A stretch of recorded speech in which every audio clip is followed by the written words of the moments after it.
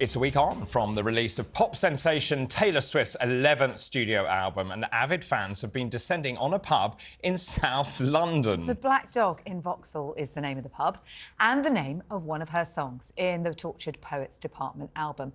And it makes shrewd references to an ex-lover moving on with someone new. Well, joining us live from the newly infamous pub is our TalkTV's reporter, Jake Robson.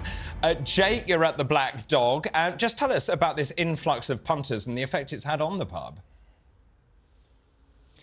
Well, you won't be surprised to hear the official line coming out of the pub this morning is that it's affected them very well indeed. And, I mean, it's hardly a surprise, isn't it? I mean, with the referencing and the mentioning of this pub, the Black Dog, not only in the album, the song is entitled that, but she mentions it, Taylor Swift, 2 or 3 times in the song as well. In fact, we were just outside here this morning. Somebody walked past and he caught my eye and he said, Taylor Swift. So it's not lost on the locals, the enormity of the story that has broken in the last week or so. And we're going to just head inside now, and we're really fortunate to be joined, in fact, by Lily Bottomley, who is one of the bosses here at the pub. Lily, thank you very much for talking to us. First up, how much busier has it been? I mean, it's probably tripled from our usual amount of customers. We're seeing a real immediate uptick in everything, which is so lovely to see. All of her tour dates booked out. We're thinking about opening earlier and later for those, so we're definitely seeing the impact. And of course, we're in absolutely no doubt that the Black Dog in question is this Black Dog that we're stood in right now. I mean, you know, regardless of whether we have the confirmation or not, we have got a certain blonde regular,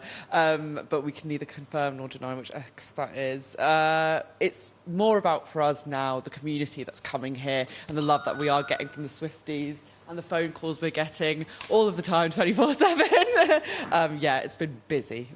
So just being serious for one sec, it's been busy, but extra security have been needed, and when the tour does hit London, security is going to have to be ramped up as well, just because of the influx of people. Yeah, that's the reality of the situation. We've had no negative experiences, though, because the fan base is so positive and so lovely, but we are trying to find that balance between our regulars, our locals, and the Swifties. So, you know, we've got a couple of nods to Taylor in the pub. We've got a Swift burger, we've got a Swift half pint, but we still want to keep that feel of a cosy neighbourhood pub, which is a staple in Vauxhall, which we believe we are.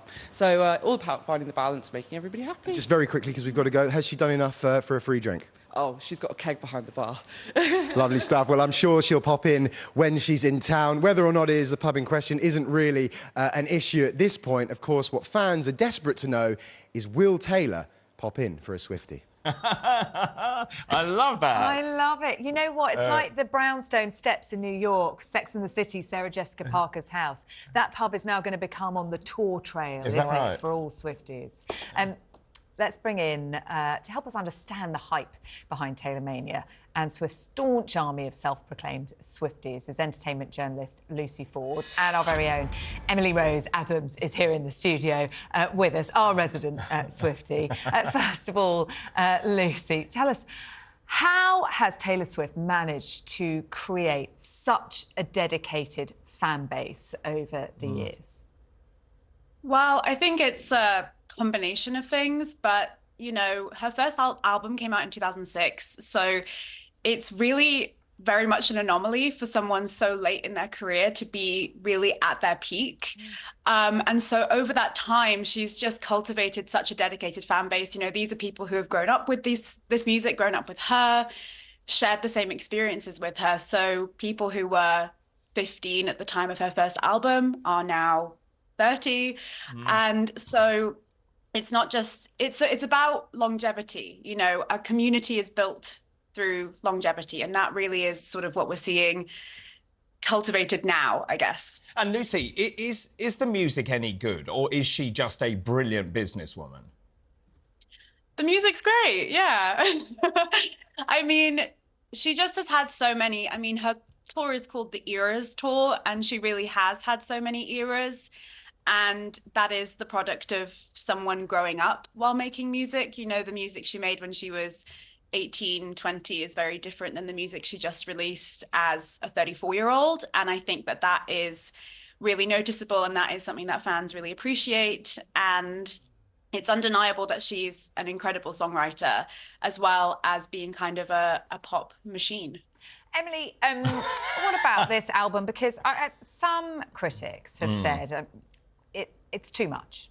It was too long. She gave too much of herself. And there's some talk that, you know, would have been unheard of a little while ago, that actually Taylor Swift fatigue might be setting in. What do you think? I'm not sure about that. I think she's, as we just heard, she's going through a different stage. She's changed. She's had multiple relationships. She's growing up. So maybe her kind of young poppy music isn't really what she wants to be doing anymore. But let's not forget, like, her live performances. She performs up to 50 songs throughout her 3-hour performances of her Eras tour right now.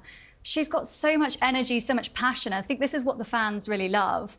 They're obsessed but lots of with people her. have. What is it about her that you particularly love? Is it the fact you see a great artist? Is it the fact she has empowerment? Is it the fact that she has iconic songs? Will she be remembered? Everything you just said. She's an all-rounder, which many artists don't have, you know. And she's also, I mean, we have to admit, she is an amazing businesswoman. She's set to make billions from this. She is apparently even insuring her legs for this tour, like a footballer would, because her whole body is so precious. She's got to be there every day. The amount of money that she's making is crazy, and it would be a huge amount to lose, even if she missed one gig. So we've got to admit, you know, there's some Taylor mania going on right now. Yeah, I'm here for it. Yeah, I mean, Lucy, the albums, the world tour, highest grossing world tour, the Super Bowl moment as well, we can't forget that. The impact that she has on something already as huge as the Super Bowl. Yeah, I mean, she really is cornering every single market. And she is a fantastic businesswoman. She knows exactly what she is doing all the time. I think that's pretty evident. You know, she knows what she's doing when she mentions a pub in her song. She knows fans will flock there. She knows when she drops Easter eggs, when she drops the number 13 and things, people are going to pick up on it. You know, she is so keenly aware of the kinds of engagement her fans have. Absolutely. And the kinds of things they respond to, the kind of puzzles they as like you say, solve. she knows exactly what she is doing. Lucy Ford, thank you very much indeed. Emily Rose Adams, thank you as well.